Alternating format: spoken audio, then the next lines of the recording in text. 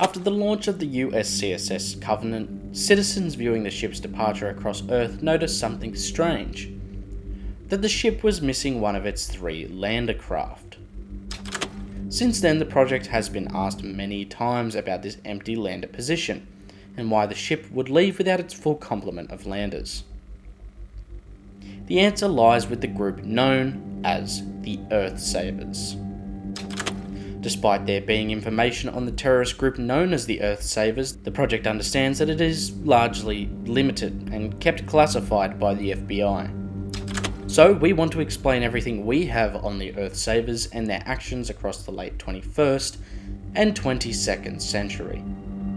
The Earthsavers were a borderline fanatical group that would eventually be classified as a terrorist organisation by the FBI in 2104. Prior to 2104, the Earthsavers were suspected of having been operating for at least 10 years before that, all the way back to 2094. The Earthsavers were founded on the belief that humanity should halt their expedition into the galaxy and remain solely on Earth. They believed that this was necessary due to the teachings of their prophet Duncan Fields, who according to them suffered frequent and violent visions of the future. These visions included a mysterious and frightening alien force of unknown origin that was powerful and had the potential to wipe humanity from the star maps. The Earthsavers would found themselves under this idea that humanity should hold their advance into space and remain on Earth in order to keep ourselves safe from this dangerous alien threat. At first they would attempt to speak out about their views, however most shrugged them off as simply being crazy. What also did not help their cause was that extrasolar colonization at this time, during the 2100s, was at its peak, with new colonies being established very rapidly across the forming Middle Heavens region. What made things worse was that another massive phase of colonization was about to begin, with the vessels such as the USCSS Concordant, the Archeon, the Affiance, the Allegiance, and the Covenant. While the Earthsavers gathered followers and acted in the shadows for much of these first years, they would make their presence and beliefs known by the time just before the launch of the USCSS Covenant. Despite what their motives appeared to look like from an outside observer, the cult-like group maintained that they were doing what they did in order to safeguard the safety and future of humanity as a species. At the peak of the Savers, they were thought to have around or over 100 members and developed a, I guess you could call it catchy moniker, OTBD, which was a phrase the members would repeat constantly and at times they needed to bolster their faith in the cause. It was an abbreviation for Out There Be Demons. If followers started to stray from the teachings, they disappeared for a while, and are subjected to a barrage of the prophet's visions, made to see the demons until they regain their faith. The Earthsavers, by the year 2104, had potentially hundreds of followers, and their actions were largely governed by a council of 6 of the highest ranking members, each calling a separate continent of Earth home. The members we have information on is Baron Josiah Leftbridge Ingleton, presumed to be the council member from Europe. Pavel, who worked for a Russian pharmaceutical company, is also presumed to be the Asian continent council member.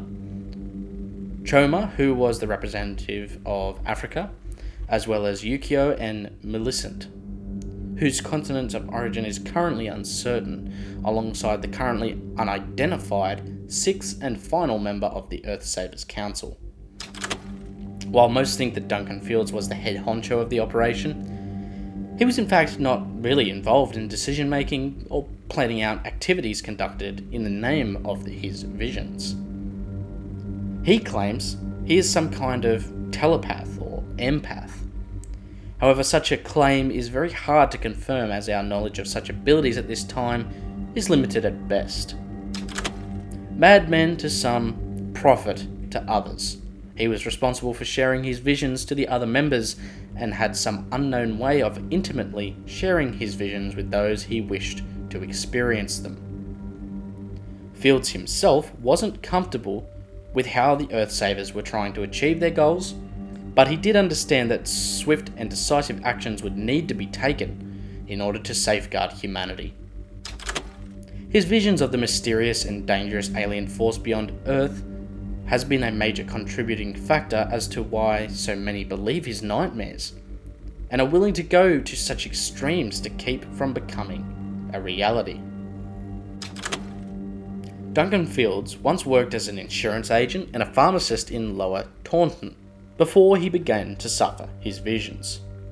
Once they began, they slowly increased in frequency and severity, until Fields could not any longer venture outside into the world, or large open spaces for that matter, where the sky and the stars could be viewed. Such an event would cause his visions to increase and become more painful, as his mind would wander off into the infinite void beyond our planet, dreaming of the imminent danger that was out there.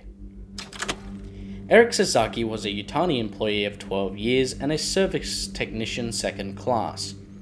He was aged 33 in the year 2104, with a stellar work record besides 2 minor demerits, and a secret member of the Earthsavers, joining at some undisclosed time, was part of the Earthsavers' first attempt to cancel the Covenant mission. A Earthsaver by the name of Glynis Hazelton would take a fake name shortly after the Savers' first attempt on the Covenant. Under the alias of Mariam Tradick, she attempted to get aboard the Covenant security team via an interview with Sergeant Lope of the Covenant Security. Following the failure of this attempt, she would eventually be chased down and her true identity discovered by Sergeant Lope. She was in fact a middle school teacher, an adult club dancer. She attempted to kill him and his compatriot Rosenthal with a suicide bomb in her boot. Ultimately, she failed in killing the others, but did wipe herself out in the name of the Saviors. While most members' identities were kept from the public, we do know of 3 additional members and the basic information about them.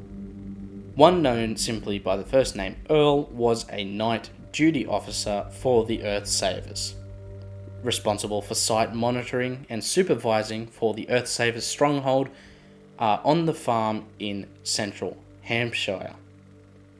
Bismillah was the dispensary doctor that cared for Duncan Fields in this same location. Dina was Bismillah's assistant. And aside from these 3, there are a numerous amount of individuals whose identities are yet to be known to the project, who conducted operations against Wayland and Yutani facilities, as well as Covenant supply stations and landing ports. A number of them seem to be trained mixed martial artists, warriors reminiscent of ninjas, with knives, swords, shurikens with guidance systems, and flexible body armor, able to deflect an indirect hit from a bullet. They control the shuriken's guidance system through a sensory chip in the user's eye, with the shuriken actually being able to cut through bone very easily. Some of these individuals were seen during the kidnapping of Jenny Yutani. But with pretty much all the information that we know about the members of Earthsavers, let's look a little bit at their history and what we know about that. The XMB Lunar Quarantine. The Earthsavers' origins are largely shrouded in mystery. It's not entirely certain of when they formed, but it is likely sometime around the 2090s. No matter the specific year or month, it would have been after the individual known as Duncan Fields began to experience his terrifying visions of the future. It's likely, after he began experiencing them, he would have taken a bit of time to gain a decent amount of followers. The first rumours we have of the Earthsavers is in 2094.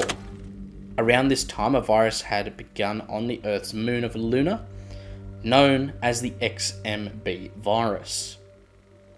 The virus forced the Lunar Olympian colony to enter strict quarantine. This quarantine would last for 16 years in its entirety. While unsubstantiated evidence suggests that the Earthsavers may have had a primary role in the introduction of XMB into Olympia Colony, in an attempt to further their stay-at-home agendas, nothing is confirmed to this date, and is kept heavily classified by the FBI. The first real and confirmed actions of the Earthsavers to further their agenda and beliefs came in 2104, when they attempted to sabotage several long-distance colony missions, notable of which would be the USCSS Covenant. These missions represented a massive threat to Earth in the eyes of the Earthsavers. The Covenant, for some reason, was at the top of Duncan Field's agenda to stop. Something about the idea of this mission, or the destination of the USCSS Covenant, increased his nightmarish visions and led to the vessel becoming the sole focus of their efforts. The Earthsavers made numerous attempts to indefinitely delay, hinder, or if need be, destroy the USCSS Covenant before it could leave Earth.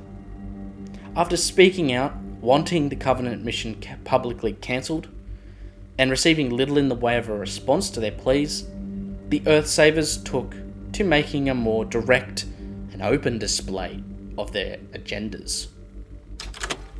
The first of these attempts would come when the group were able to successfully infiltrate the ranks of the crew, maintenance, technicians, and/or construction teams working aboard the Covenant as it entered its final stages of development before launch.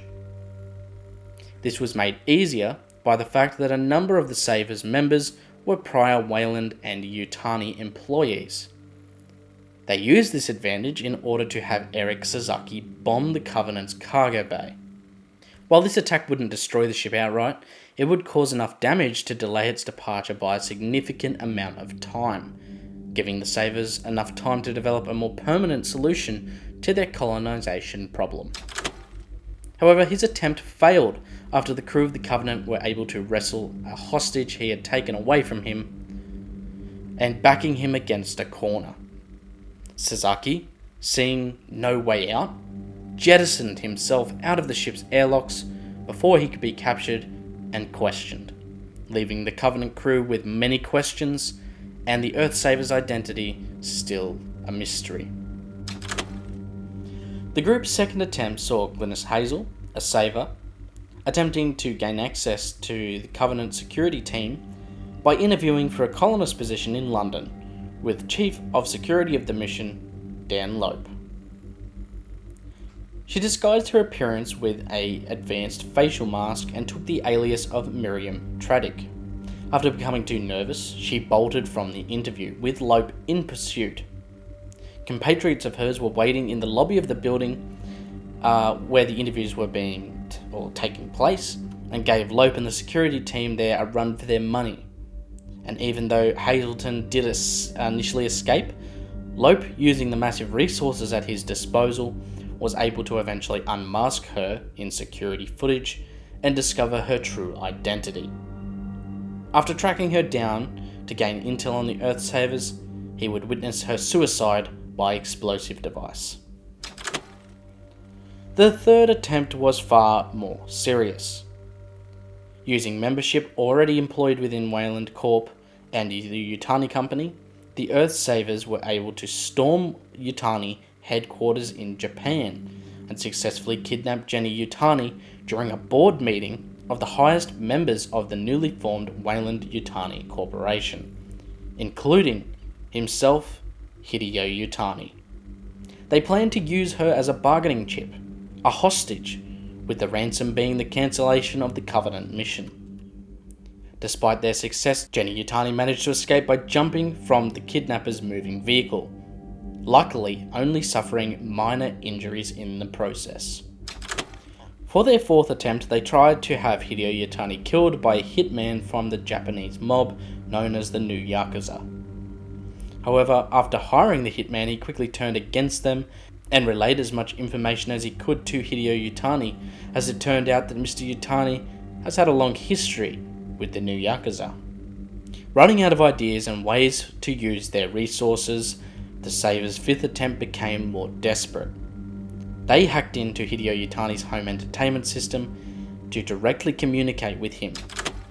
The Savers even showed Yutani artist renderings of Duncan Field's visions of the threat that their organisation was based on keeping humanity safe from.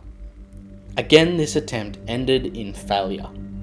And not only that, but the group's boldness had given authorities new information, and they had begun to surmise their base of operations.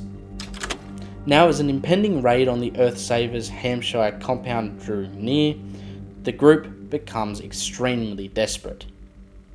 Weyland-Yutani security forces stormed the Earthsavers compound, and after a brief skirmish, following numerous bombing attacks utilising farm animals with bombs implanted in them, the Earthsavers and the Council were detained by Weyland-Yutani security forces, and the scattered remnants of the cult avoided capture by going into hiding. At least 2 of these individuals would go on to hijack a cargo shuttle in order to ram it directly into the USCSS Covenant. But in one final failure, their attempt to completely destroy the ship was thwarted when the crew members of the Covenant launched one of their 3 landers in order to intercept it and destroy it before it could destroy them. Much later, the remnant of the Earthsavers revived their efforts, however under new guidance and new philosophies, forming the new cult known as the Church of Immaculate Incubation.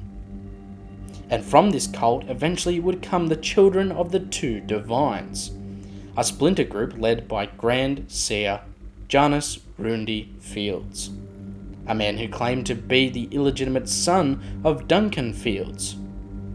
While unsubstantiated, Jans was born in 2104. At the same time, Duncan Fields was active on Earth, in the Earthsavers. And Jans, additionally, appeared to have a very similar mental ability to his supposed father. But that is where the information on the Earthsavers ends. We plan to cover the information on these other 2 splinter groups soon in other data logs, so please stay tuned for that. If you really want to support what we do here and gain a bunch of awesome rewards, consider joining as a Project ACHERON channel member, like Project Director Chris Dasinger, company representatives TheSixxness, M56 Smart Gunner, and Sith Lord 906, and like team members Raunchy, Ambrosia, TheRyanSmee, and Jack Flemming Jr. I hope to see and hear from you all again very soon. Project